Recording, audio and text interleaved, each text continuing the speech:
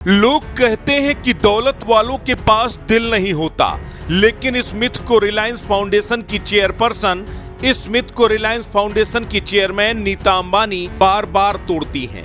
वो हर बार कुछ ऐसा करती हैं कि सुर्खियां बन जाती हैं। मुंबई इंडियंस और लखनऊ सुपर जायंट्स के बीच मुंबई के वानखेड़े स्टेडियम में हुए मुकाबले में एक तस्वीर जिस किसी ने भी देखी वो एक बार फिर नीता अंबानी का मुरीद हो गया। कहने लगा ये अंबानी नहीं मदर टेरेसा है। दरअसल दुनिया के अमीरों में अंबानी का नंबर टॉप 5 में आता है। उनके पास दौलत बेशुमार है, यह हर किसी को मालूम है। लेकिन नीता अंबानी इस दौलत के नशे में चूर, मुफलिसी और फाके कसी की जिंदगी जी रहे अंडर प्रिविलेज बच्चों के चेहरों में मुस्कान लाने की कोशिशों में जुटी हैं।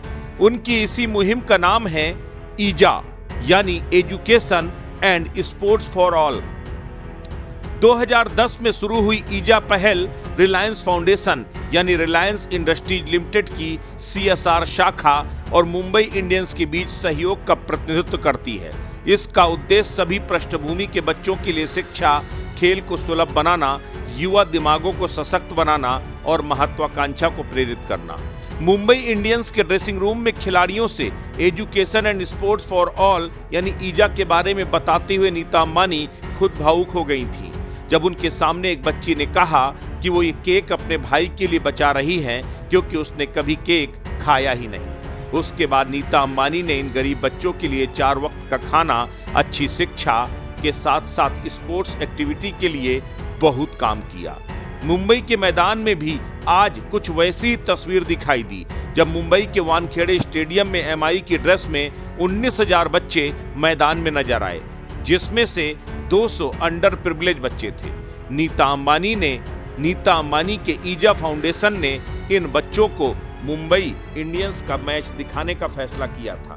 इसके लिए बाकायदा हजारों की तादाद में बसों की व्यवस्था की गई थी, अलग अलग रुकने के इंतजामात किए गए थे और देश के अलग अलग कोने से बच्चों को लाकर मुंबई के वानखेड़े स्टेडियम में मैच दिखवाया गया। नीता अंबानी ने कहा कि ये इन बच्चों के लिए इससे बेहतर कोई और तोहफा हो ही नहीं सकता। नीता अंबानी रिलायंस फाउंडेशन के तहत लगातार भारत के विकास में अहम रोल अदा करती रही हैं। ग्रामीण इलाकों में सुविधाओं को बेहतर बनाना, बच्चों की शिक्षा, स्वास्थ्य और खेल सुविधाओं में इजाफा करना उनका मकसद रहा है।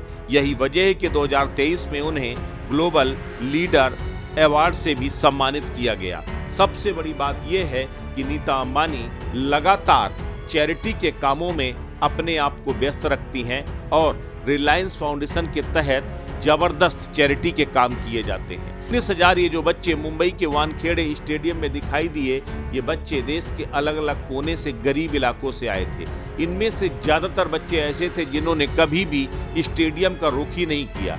इसमें से ज्यादातर बच्चे ऐसे थे जिनको रिलायंस फाउंडेशन न सिर्फ स्पोर्ट्स एक्टिविटी मुहैया करा रहा है बल्कि उनके पढ़ाई का भी इंतजाम कर रहा है। और ये तादाद बताती है कि आखिर नीता अंबानी दिल से कितनी अमीर है।